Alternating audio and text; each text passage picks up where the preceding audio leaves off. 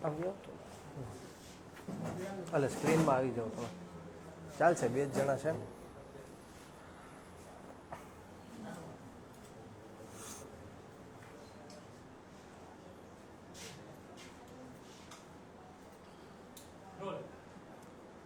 આજની આ પ્રેસ કોન્ફરન્સમાં સૌ પ્રથમ તો તમામ મારા પ્રેસ અને ઇલેક્ટ્રોનિક મીડિયાના તમામ મિત્રોનું આ તકે હું ખૂબ ખૂબ સ્વાગત કરું છું. આપ સૌનો ખૂબ ખૂબ આભાર વ્યક્ત કરું છું. આજની આ પ્રેસ વાર્તામાં અમારી સાથે એસસી વિંગ પ્રદેશ પ્રમુખ એવા જગદીશભાઈ ચાવડા, અમદાવાદ શહેર યુથ પ્રમુખ એવા કુલદીપભાઈ, કૃણાલભાઈ, ચંદનબેન, રાજેશભાઈ અને સમગ્ર આમ આદમી પાર્ટી યુથ વિંગની ટીમ આજની આ પ્રેસ વાર્તામાં ઉપસ્થિત છે. ત્યારે જે રીતના તાજેતરમાં 2 દિવસ પહેલા આપ સૌએ સમાચાર જોયા કે ભારતીય જનતા પાર્ટી અને હર્ષ સંઘવી આમ આદમી પાર્ટીથી ડરી ગયા છે. આમ આદમી પાર્ટી યુથ વિંગ દ્વારા એક ડ્રગ્સના વિરુદ્ધમાં સુરત ખાતે એક વિરોધ પ્રદર્શન નોંધાવવા જઈ રહી હતી. ત્યારે સમગ્ર ગુજરાતની પોલીસને એક્ટિવ કરીને આમ આદમી પાર્ટી યુથ વિંગના તમામ જિલ્લાના કાર્યકર્તાઓને અને હોદ્દેદારોને અટકાયત કરવામાં આવી, ડિટેન કરવામાં આવ્યા. ચારેય બાજુથી આમ આદમી પાર્ટીના યુવા પાંખના જે કાર્યકર્તાઓ હતા, હોદ્દેદારો હતા, કોઈકને ઘરમાંથી ઉઠાવી લેવામાં આવ્યા, કોઈકને ઓફિસમાંથી ઉઠાવી લેવામાં આવ્યા, કોઈકને રોડ રસ્તા ઉપરથી ઉઠાવી લેવામાં આવ્યા. જે રીતના હું પણ જ્યારે સુરત ખાતે પહોંચી રહ્યો હતો એના પહેલા ભરૂચમાં જ રાતના 11 વાગે ત્યાંના ડીવાયએસપી સાહેબ, પીઆઈ, પીએસઆઈ અને અનેક કોન્સ્ટેબલો, અંદાજે 30 કરતા પણ વધારે પોલીસ અધિકારીઓ દ્વારા મારી અટકાયત કરવામાં આવી. ત્યાંથી મને ભાવનગર લાવવામાં આવ્યો અને 42 કલાક સુધી પોલીસ સ્ટેશનમાં મને ગોંધી રાખવામાં આવ્યો.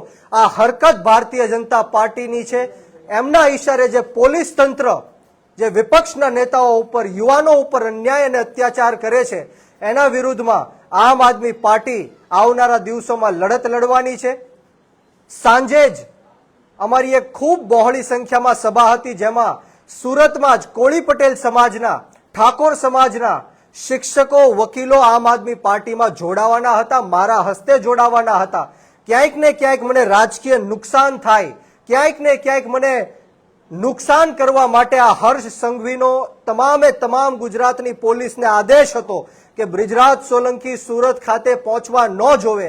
સોશિયલ મીડિયાના માધ્યમથી આપ સૌએ જોયું કે 20 કરતા પણ વધારે પોલીસની ગાડીઓ, 10 કરતા પણ વધારે ડબ્બાઓ અને 500 કરતા પણ વધારે પોલીસ ખડકીને એક ડરનો માહોલ ઉભો કરવામાં આવ્યો હતો કે આમ આદમી પાર્ટીના યુવાનો ક્યારેય ફરીવાર આવી હરકત ના કરે. પરંતુ આજે આપ સૌના માધ્યમથી હું હર્ષ સંઘવી ગૃહમંત્રીને, ઉપમુખ્યમંત્રીને કહેવા માંગીશ કે તમે જે આ હરકત કરી છે આના કરતા વધારે મજબૂતાઈથી આમ આદમી પાર્ટીની યુવા પાંખ આવનારા દિવસોમાં તમારું રાજીનામું માંગવા તમારા કાર્યાલય ખાતે પહોંચવાની છે.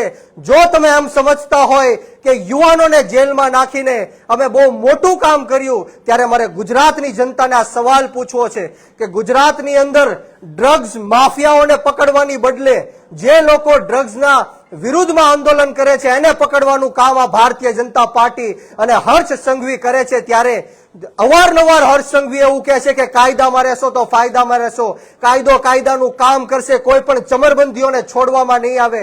ગુજરાતની જનતાને મારે પૂછવું છે કે આજ દિન સુધી તમે ક્યારેય ન્યૂઝપેપરમાં કે ન્યૂઝ ચેનલમાં નહીં જોયું હોય કે જે હજારો કરોડો રૂપિયાનું ડ્રગ્સ ગુજરાતની અંદર લાવે છે એ ક્યારેય ઉજાગર કર્યા હોય.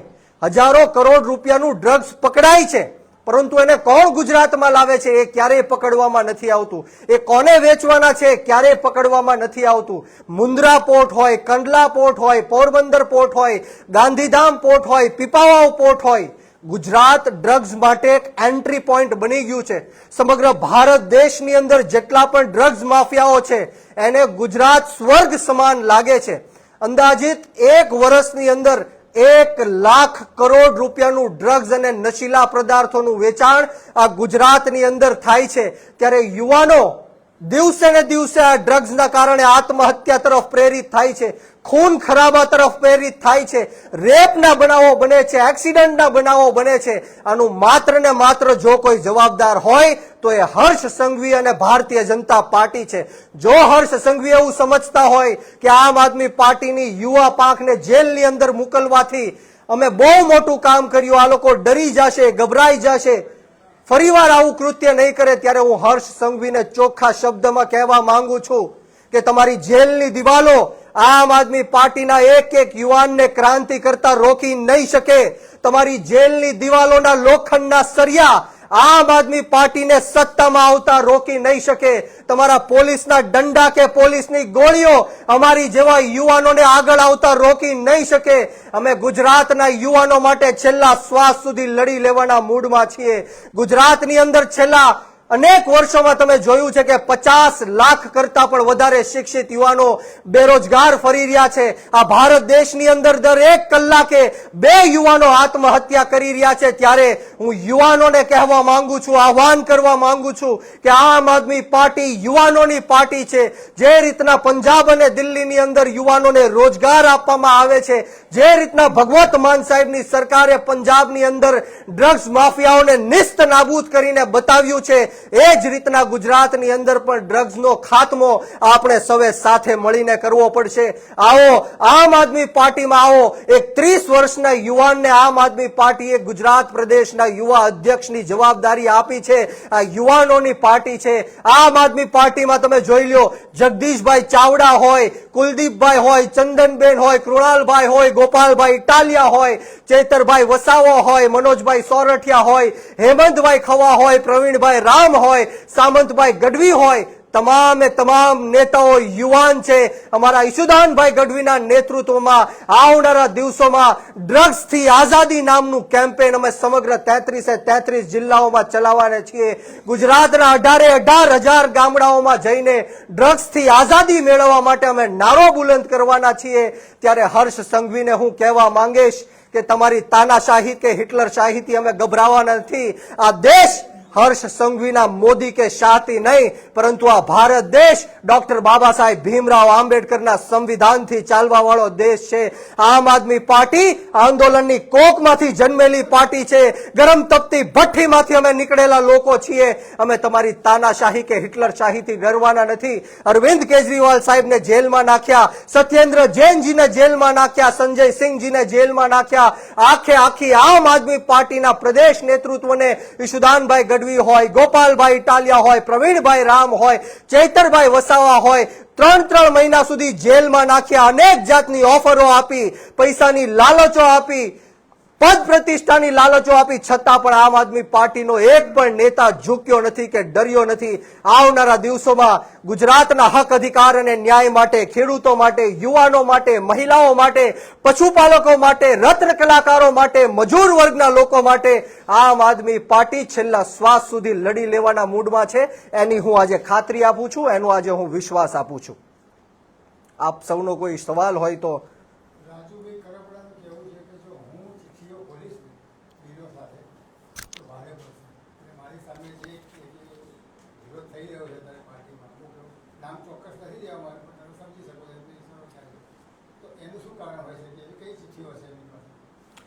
છેલ્લા અનેક વર્ષોમાં આપણે ગુજરાત નહીં પરંતુ સમગ્ર ભારત દેશમાં જોયું છે કે ભારતીય જનતા પાર્ટી શામ દામ દંડની નીતિ અપનાવે છે. અનેક જાતના તાઇફાઓ કરે છે, પ્રયત્નો કરે છે, લોકોને તોડવાની કોશિશ કરે છે. લાલચ આપીને, ટિકિટો આપીને, હોદ્દા આપીને આમ આદમી પાર્ટી હોય કે કોઈ પણ વિપક્ષી પાર્ટી હોય એના નેતાઓને તોડીને એ સરકાર બનાવવા માંગે છે. પરંતુ હું 100% એવું માનું છું કે કોઈ પણ ગુજરાતની અંદર ખેડૂતોના હક અધિકાર અને ન્યાયની વાત કરવા માંગતું હોય તો એનું અમે એને સમર્થન કરીએ છીએ. અમે ખેડૂતોના હક અધિકાર અને ન્યાય માટે નીકળ્યા છીએ. જે રીતના પંજાબ અને દિલ્હીની અંદર હેક્ટર દીઠ 50,000 રૂપિયાનું વળતર આપવાનું કામ જે કેજરીવાલ સાહેબ અને અરવિંદ કેજરીવાલ સાહેબ અને આમ આદમી પાર્ટીએ કર્યું છે, ખેડૂતોની સાથોસાથ ખેત મજૂરોને પણ સહાય આપવાનું કામ કર્યું છે. 24 કલાક મફતમાં વીજળી ખેડૂતોને આપવાનું કામ કર્યું છે. પંજાબની અંદર પણ અનેક જાતના કામો ખેડૂતો માટે થયા છે. એ જ કામો હવે આમ આદમી પાર્ટી ગુજરાતમાં પણ કરવા જઈ રહી છે. અને જો કોઈ ખેડૂતોના હક અને અધિકાર માટે લડતું હોય તો અમે એને સમર્થન કરીએ છીએ. અમારે કોઈ રાજનીતિ નથી કરવી. અમે તો બસ ખેડૂતોનું ભલું ઈચ્છવા માટે આવ્યા છીએ. ગુજરાતના 54 લાખ ખેડૂતોનું દેવું કઈ રીતના માફ થાય, ખેતરે ખેતરે સિંચાઈનું પાણી કઈ રીતના પહોંચે, MSP કાયદો કઈ રીતના બનાવવામાં આવે, લાંબા ગાળાની કૃષિ નીતિઓ કેમ બનાવવામાં આવે, 24 કલાક મફતમાં વીજળી ખેડૂતોને કેમ પ્રાપ્ત થાય, ટેકાનો ભાવ કઈ રીતના મળે, આવી યોજનાઓ થકી અમે ખેડૂતો સાથે જશું. અને જેમ તમને ખબર છે કે હજારોની સંખ્યામાં રોજે રોજ ખેડૂતો આમ આદમી પાર્ટીમાં જોડાય છે, એ અમારા માટે ગર્વની અને ખુશીની વાત છે.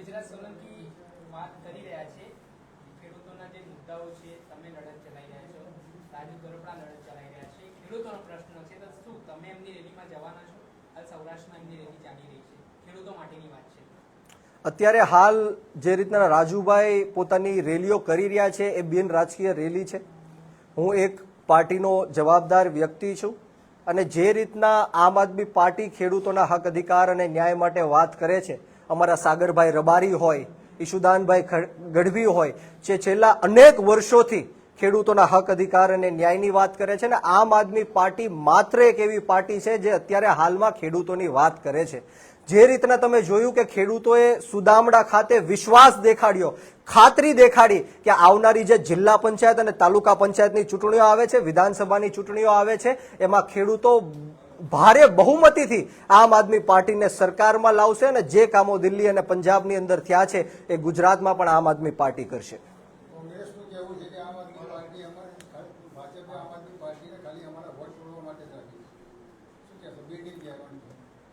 મારે કોઈને કઈ કહેવાની જરૂર એટલા માટે નથી કારણ કે ગુજરાતની અંદર ગુજરાતની જનતાને જે વિસાવદરના ઇલેક્શન પછી રિઝલ્ટ આવ્યું ત્યારે લોકોને ખબર પડી ગઈ કે ભારતીય જનતા પાર્ટીને જો કોઈ હરાવી શકે એમ હોય તો એ માત્ર ને માત્ર આમ આદમી પાર્ટી હરાવી શકે. લોકોએ જોયું કે કોંગ્રેસને કેટલા મત મળ્યા, ભારતીય જનતા પાર્ટીને કેટલા મત મળ્યા. અમારા ગોપાલભાઈ ઇટાલિયાની સામે આખી ભારતીય જનતા પાર્ટીની ફોજ ઉતારવી દેવામાં આવી. મુખ્યમંત્રી આવ્યા, ગૃહમંત્રી આવ્યા, હજારો કરોડો રૂપિયાનો દારૂ પીવડાવ્યો, પૈસાઓ વેચ્યા, બુટલેગરો આવ્યા, માફિયાઓ આવ્યા, છતાં પણ આમ આદમી પાર્ટીના 10-12 જુવાનડાઓએ થઈને આ ભાજપને ધૂળ ચાટતી કરી દીધી. એટલા માટે ગુજરાતની જનતા અત્યારે આમ આદમી પાર્ટીને સ્વીકારે છે અને આવનારા દિવસોમાં આપ સૌને એનું પરિણામ ચોક્કસપણે દેખાશે.